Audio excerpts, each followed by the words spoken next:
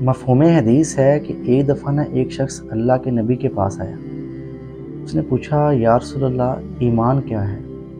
تو اللہ کے نبی نے نا بس ایک چھوٹا سا جملہ بتلایا، صرف چھوٹا سا۔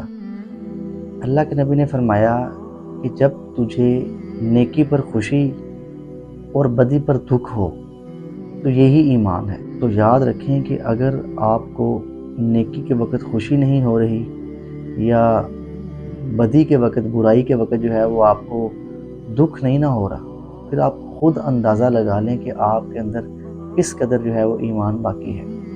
قرآن پاک میں ہے، اللہ رب العزت فرماتے ہیں لولا تستغفرون اللہ لعلکم ترحمون۔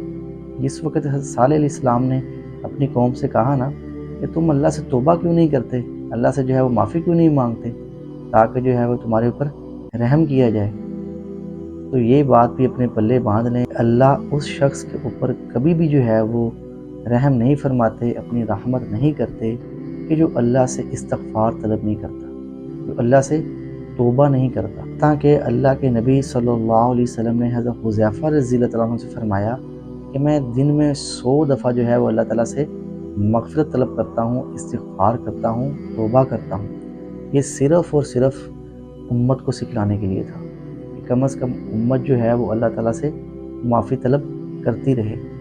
تو ایمانداری سے بتائیں کہ آج ہم لوگ اللہ سے کتنی دفعہ جو ہے وہ توبہ طلب کرتے ہیں، دن میں یا رات میں، کوئی پتہ ہی نہیں ہوتا۔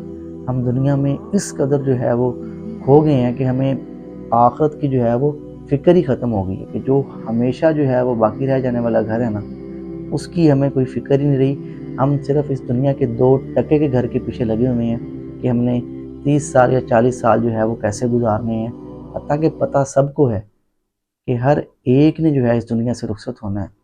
تو کہنے کا مقصد صرف یہی ہے کہ اللہ سے جو ہے وہ معافی طلب کریں، اور جو ہے جتنی نیکیاں کر سکتے ہیں، جتنی کر سکتے ہیں اتنی کریں، اور برائیوں سے جس قدر جو ہے وہ آپ بچ سکتے ہیں نا اتنا بچیں۔ اللہ رب العزت ہم سب کی جو ہے وہ کامل مغفرت فرمائے، اور ہم سب کا خاتمہ جو ہے وہ اللہ رب العزت کامل ایمان پر فرمائے۔ آمین۔ جزاک اللہ خیرہ۔